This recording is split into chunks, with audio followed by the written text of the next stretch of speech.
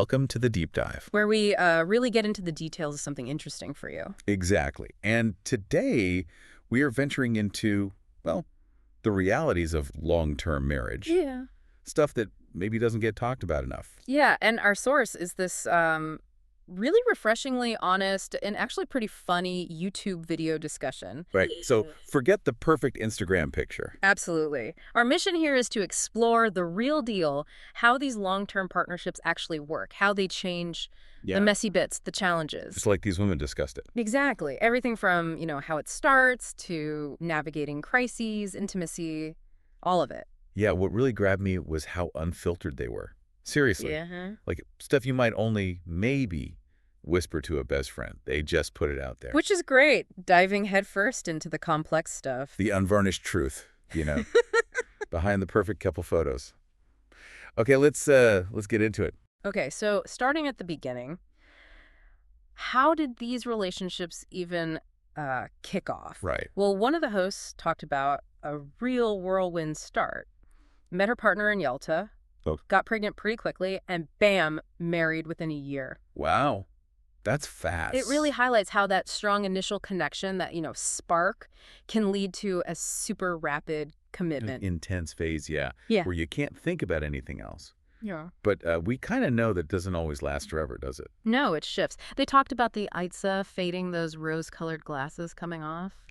The sort of dreamy ideals meet, everyday life, the daily grind. So it makes you wonder what actually happens when that initial, high wears off. Well, and that's a key point, isn't it? This fading, it's not necessarily bad. It's more like a natural shift. Okay. Familiarity grows, the reality of sharing a life sinks in, it has to change. And they acknowledge the work involved, too. One of them mentioned fixing their marriage. Twice. Over 18 years. Yeah, that idea of active repair, needing to consciously work on it. It's quite insightful. It really is. It tells you that long-term commitment, it isn't just passive. You don't just coast. Right. It needs effort, continuous effort sometimes. Right. And knowing when things need fixing. And here's where, for me, it got really interesting. How the roles and expectations can just completely flip. One host shared how, at the start, she saw her husband as kind of a father figure. You know, the dependable one, the problem solver. The rock. Exactly. But then she became the problem solver. She used the phrase "aku," like the strong woman taking charge. It's a huge shift. And that kind of role reversal, it can really shake things up if you don't navigate it openly. Right? Absolutely. Think about maybe careers change, or someone grows personally, or even health stuff comes up. Yeah. And the fascinating thing is how couples react.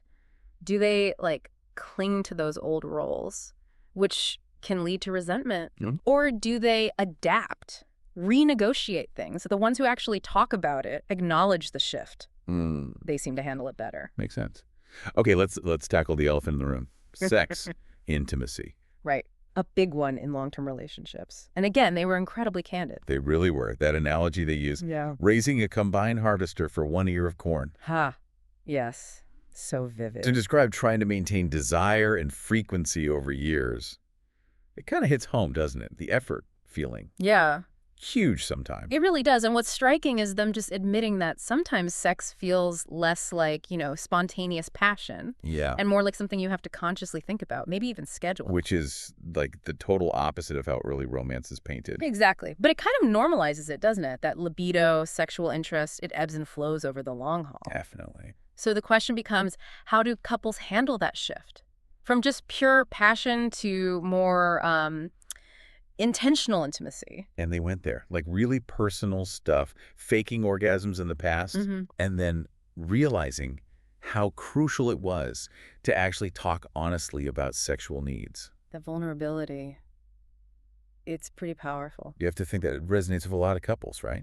Right. Who maybe struggle with that conversation. Precisely. It shows that real intimacy isn't just the physical act. It's also feeling safe enough to be totally honest. Even about awkward stuff. Yeah. Sharing those experiences could be so validating for listeners, people who might feel alone in those challenges. Then they shared this honestly hilarious and quite inspiring bit about experimenting. Oh, yeah, the sex shop. Visiting a sex shop in Amsterdam.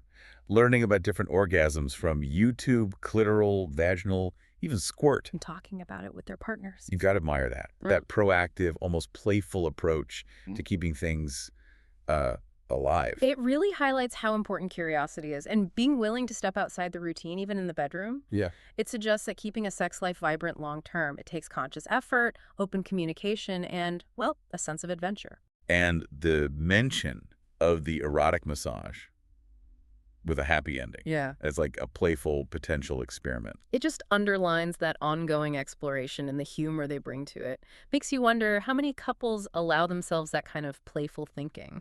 But, it wasn't all about sex and fireworks. No, definitely not. They really stressed the importance of the non-romantic stuff, too. The foundations. Yeah, exactly. Reliability, mutual respect, that feeling of security. Like knowing you have your home children, a safe place to return. That feeling of stability, it's huge. It really hits home, that comfort. And if you think bigger picture, it suggests that, okay, romantic love might be the spark. But to last through life's inevitable stuff, it needs that solid base. Trust, respect, shared values. That predictability, in a good way. Yeah, the comfort of knowing someone's reliable, it can become even more valuable over time. It complements the excitement. Interestingly, though, they didn't totally agree on everything non-romantic. Oh. Well, there was this disagreement about needing grand romantic gestures later on. Oh, okay. One host was like, look, the love itself is the core. But the other really emphasized still needing surprises, those overt romantic expressions, even years down the line. That's interesting. It just shows, again, there's no single right way, is there? No blueprint. It raises a good question for you, the listener. Yeah. What balance feels right to you? Stability versus grand gestures. Yeah. Because our personalities, our relationship dynamics, they shape what we need. What works for one couple won't necessarily work for another. Needs that open dialogue, understanding what your partner needs too. Exactly. Okay, let's shift a bit, talking about the bumps in the road, relationship crises. Ah, yes. The inevitable challenges. They touched on those common flashpoints around the 3-year mark, then maybe 5, 7 years, 10, 11 years. Often tied to big life changes, right? Kids, career shifts, personal growth spurts. It's almost like predictable turbulent zones in a long flight. That's a good way to put it. But what was insightful was one host saying she'd had relatively smooth sailing for 15 years, only to find herself in a really stormy patch now. Wow. So it's not always predictable. Exactly. It's a reminder that challenges can pop up anytime. Just because you got through the 7-year itch doesn't mean year 16 will be easy. New storms can gather. They also talked about outside pressures, that beautiful picture idea of marriage that society pushes. The perfection myth. And the danger of just getting complacent, of resigning yourself to a lack of connection.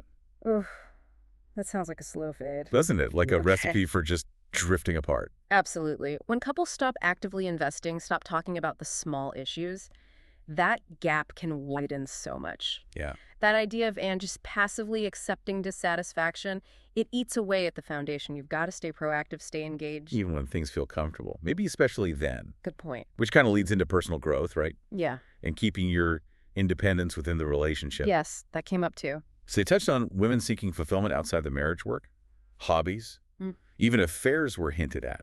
When something feels lacking inside the relationship. It's a stark reminder, isn't it? Yeah. Your individual needs, your desires, they don't just disappear because you're part of a couple. No, they don't. And it brings up this interesting tension.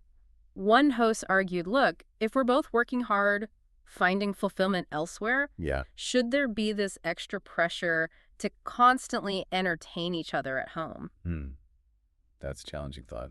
There's a point there about mutual respect for individual efforts, right? Not putting all the responsibility for happiness or entertainment on one person. Finding a balance between shared stuff in your own life.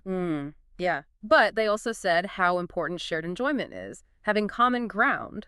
Like the example of the husband who just genuinely loves his work. Exactly. Right. Even if it's not a shared hobby, supporting each other's passions, finding things you do mutually enjoy, that strengthens the bond. It moves beyond just being merged into one unit. Right. It values two individuals choosing to share a life, but still nurturing who they are separately. Now, they did briefly touch on some, let's say, less conventional ideas, too. Alternative structures. Yeah. Like open marriage, mentioning Arina Kakamata's approach, where emotional connections outside are okay, though not necessarily sexual. Interesting. And they mentioned swinging tantric sex, other paths some long-term couples explore. It really broadens the picture of what commitment can look like today, doesn't it? It does. It challenges that very traditional, sometimes rigid view of marriage. Suggests couples are looking for arrangements that actually fit them, their needs, their desires, even if it deviates from the norm. Yeah. It makes you think, what are the absolute essentials of commitment? And can they exist outside traditional monogamy? Food for thought. And this ties right into how their views on long-term commitment itself seem to be evolving. How so? Well, questioning that old idea that just staying married for ages automatically equals success, that avoiding divorce is the only goal. Right. Pointing to examples like Bill Gates splitting up later in life. Or seeing more older people finding new relationships. Yeah. It feels like the definition of a successful long partnership is really changing. I think you're right. Lifespans are longer. There's more chance for personal change. So maybe just enduring isn't the main benchmark anymore. It's more about the quality. The quality of those years, yeah. The fulfillment, the connection, prioritizing well-being and happiness within the relationship, not just its length. Okay, totally changing gears now. This was brilliant. The prank call game. Oh, this was hilarious. Each host had to call her husband with a pretty provocative scenario. An erotic massage with a happy ending. We're asking what to buy at a sex shop. And the reactions. Yes. So different. Completely different. It was gold. But what's insightful, beyond the humor, Yeah. is how those pranks accidentally revealed the underlying dynamics in each relationship, their comfort levels. Totally. One husband's instant enthusiasm for the massage maybe suggests a more playful, adventurous vibe. Could be, while the other's sort of bewilderment might point to different communication styles, maybe different expectations around intimacy talk. And the sex shop question. One guy's all, anything for you. While the other was a bit more hesitant. Yeah. It was such a fascinating, unscripted peek into their personalities and how they handle those topics with their partners. Exactly, those spontaneous reactions. They can tell you more about communication patterns, openness, even unspoken assumptions. More than a planned conversation sometimes. Right. Humor and the unexpected can really shine a light on the deeper currents in a partnership. So, wrapping this up, what are the big takeaways from this deep dive? Well, these incredibly open conversations really show that long-term marriage it's a process, an evolution. It starts with the spark, sure. But then it's about navigating how romance changes, facing intimacy challenges, honestly, building that solid, non-romantic foundation. Gathering the storms. Allowing for personal growth, adapting to shifting societal views. It's dynamic. Yeah. And it seems pretty clear there's no single ideal relationship, no one-size-fits-all. No magic formula. But what keeps coming up as crucial? Communication. Open, honest communication. A willingness from both people to adapt and evolve. Together and as individuals. Wait, maybe surprisingly, a good sense of humor seems pretty vital too. Definitely helps navigate the bumps. Yeah. Okay, so here's a final thought for you, our listener, to maybe mull over. Given how relationships seem to be changing, becoming more dynamic, and we're living longer, what does a truly successful long-term partnership look like to you now? Is it mainly about endurance, just going the distance? Or is it more about continuous growth, embracing change, maybe even having several different chapters within one shared life? It's definitely something to think about. Absolutely. Thanks for diving deep with us today.